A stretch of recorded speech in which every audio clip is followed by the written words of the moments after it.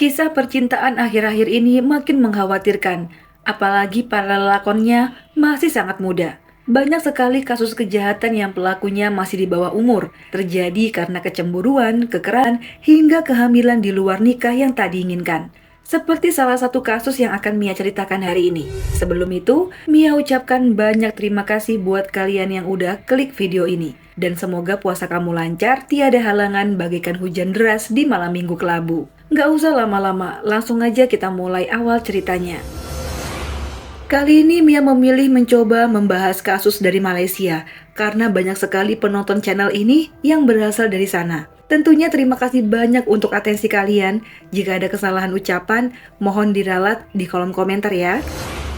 Pihak kepolisian Sabak Bernam, Malaysia dikejutkan dengan sebuah laporan pada jam 8 pagi, tepatnya pada tanggal 23 Mei tahun 2023. Di saat orang mulai sibuk aktivitas, polisi menerima laporan bahwa adanya temuan mayat seorang wanita yang sudah melepuh terbakar dengan posisi tertelungkup di dekat kandang sapi milik seorang warga. Polisi pun langsung menuju ke lokasi dan mengamankan area sekitar. Benar saja, di sana para polisi yang melihat jasad terbakar itu dengan kondisi yang sangat memilukan. Setelah melakukan olah TKP dan identifikasi korban, terdapat 60% luka bakar di sekujur tubuhnya. Karena kondisi korban yang tertelungkup, mereka mencoba membalik tubuh itu. Polisi dikejutkan untuk kedua kalinya dengan kondisi korban yang sungguh menyayat hati. Bagaimana tidak? Kondisinya adalah perut korban terbuka seperti dirobek secara paksa dan isi di dalamnya sudah berurai keluar dari tempat seharusnya. Korban pun segera dievakuasi ke rumah sakit Sungai Buloh guna pemeriksaan lebih lanjut. Kemudian dari hasil pemeriksaan forensik korban, diketahui bahwa penyebab meninggalnya adalah tikaman pada dadanya. Selain itu ditemukan adanya tanda-tanda kehamilan pada korban. Namun, isi dari rahimnya sudah kosong. Dicurigai pelaku telah mengambil janin dari perutnya. Kemudian tim kepolisian membuat skesa dan ciri-ciri korban serta menyebarkan ke masyarakat, juga menghubungi pada keluarga yang kehilangan sanak saudaranya. Tak lama kemudian, ada seseorang yang meyakini jika jasad tersebut adalah milik adiknya. Akhirnya identitas korban mulai terpecahkan, karena di sana juga ditemukan beberapa barang korban. Jasad tersebut bernama Nur Anissa binti Wahab yang berusia 21 tahun. Nur seorang yatim piatu dan merupakan anak kelima dari 6 bersaudara. Saat itu ia bekerja sebagai pramuniaga di sebuah rumah makan yang terletak di Sungai Besar. Nur dikenal sebagai pribadi yang baik, ceria, dan ramah. Dari keterangan saksi-saksi seperti keluarga dan teman dekatnya. Kemudian ada tambahan pernyataan dari seorang saudara korban yang bernama Ila. Ia memberitahu pihak kepolisian jika mengetahui satu nama yang diduga orang terakhir bersama Nur Anissa saat korban dinyatakan menghilang. Tak lain orang itu adalah sang kekasih sendiri, yaitu Muhammad Fahrul Aiman Sajali berusia 20 tahun. Ia adalah seorang mahasiswa. Menurut keluarga korban, kala itu tanggal 22 Mei 2023, Nur dijemput oleh Fahrul pada pukul 8 malam di rumahnya. Fahrul datang dengan mengendarai mobil milik ibunya. Kemudian mereka berdua berpamitan keluar untuk makan malam. Tanpa disadari, itu pertemuan terakhir keluarganya dengan Nur. Setelah mengetahui fakta tersebut, akhirnya pada tanggal 23 Mei 2023, tepatnya siang hari, Satuan Polisi dari BSJD Sabak Bernam dan Satuan Polisi dari Cawangan Selangor bergegas pergi ke alamat terduga pelaku di Taman Padu Permai Sungai Besar. Beruntungnya si terduga pelaku ada dan tidak melakukan perlawanan.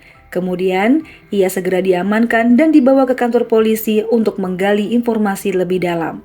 Dari hasil interogasi pihak kepolisian, akhirnya terduga pelaku alias Fahrul mengakui semua perbuatannya dan ia menjelaskan secara detail akar permasalahan penyebab terjadinya peristiwa tragis malam itu.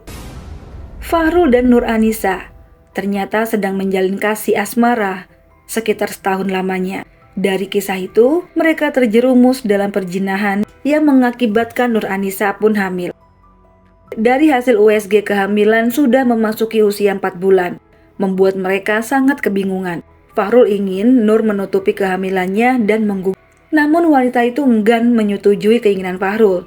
Ia merasa jika janin ini tidak berdosa dan tidak pantas untuk dihilangkan. Karena apa yang mereka perbuat adalah kesalahan mereka sendiri, bukan janin yang ada di dalam rahimnya. Mendengar hal itu, Fahrul yang kesal semakin gelisah. Setiap hari pikirannya selalu dihantui rasa khawatir, mau makan tak enak, mau mandi pun enggan. Hingga Fahrul kepikiran sebuah rencana terakhirnya jika Nur tetap tidak mau menuruti permintaannya. Sebuah hal gila yang pastinya setan akan disalahkan setelah ini. Seperti yang telah diutarakan oleh saksi Ila, pada tanggal 22 Mei pukul 8 malam, Fahrul mengajak Nur Anisa untuk pergi makan malam. Awalnya Nur enggan, karena ia pasti akan dibujuk lagi masalah kehamilannya itu.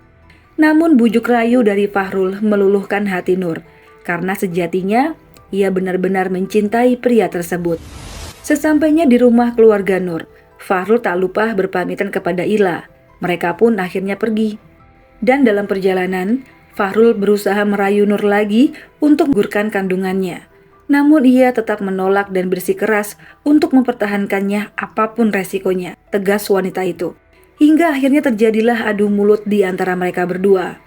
Fahrul mulai emosi dan memantapkan rencana terakhirnya. Kemudian ia menghentikan mobilnya di tepi perkebunan.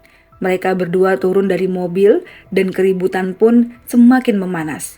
Fahrul yang sudah tersulut emosi mengambil kayu yang ada di sekitarnya dan mengeluarkan kayu itu ke kepala Nur berkali-kali. Sontak Nur yang kaget tak mampu menangkisnya. Ia langsung terjatuh dan tak sadarkan diri. Sesaat kemudian, ia mengambil pisau di dalam kap mobil yang ternyata sudah disiapkan sebelumnya. Tanpa belas kasih, dia langsung menik dada Nur berkali-kali. Rupanya, itulah yang membuat korban meninggal dunia seketika. Tak sampai itu, entah apa yang ada di otaknya. Dengan teganya, ia mulai merobek paksa perut Nur Anisa dan mencari janin yang ada di dalam rahimnya. Seperti diobok-obok karena tentunya ia tak pahamlah tentang janin yang masih berusia 4 bulan. Dalam pencarian janin itu, ia menguraikan isi dalam perut Nur Anisa. Saat telah yakin yang dilihatnya adalah sebuah janin, tanpa ragu ia mengeluarkan janin tersebut. Setelah janin berhasil keluar, ia meletakkannya di samping tubuh korban dan mencari alat seadanya yang mudah terbakar. Nur Anisa dan janin yang sangat mengenaskan pun mulai dibakar oleh Fahrul. Sementara itu barang-barang korban dibuang ke tepian. Karena takut ketahuan, Fahrul bergegas pergi dari lokasi. Namun setelah sampai di rumah, ia tidak menyesali perbuatannya. Sebaliknya, ia malah mengutuk dirinya sendiri karena merasa belum sempurna menghilangkan jejak. Kemudian di keesokan harinya, tanggal 23 Mei pada pukul 7 pagi, ia kembali lagi ke lokasi jasad Nur Anisa dengan membawa sebotol bensin. Ia pun menuang bensin tersebut ke seluruh jasad Nur Anisa dan mulai membakarnya lagi. Seperti sedang memanggang daging, ia membalik tubuh Nur Anisa agar pembakarannya sempurna. Setelah memastikan jasad Nur Anisa tak bisa dikenali lagi, ia pun segera meninggalkan lokasi kejadian. Pembakaran yang menggunakan bensin menciptakan api yang cukup besar karena lokasi pembakaran itu dekat dengan kandang sapi milik seorang warga.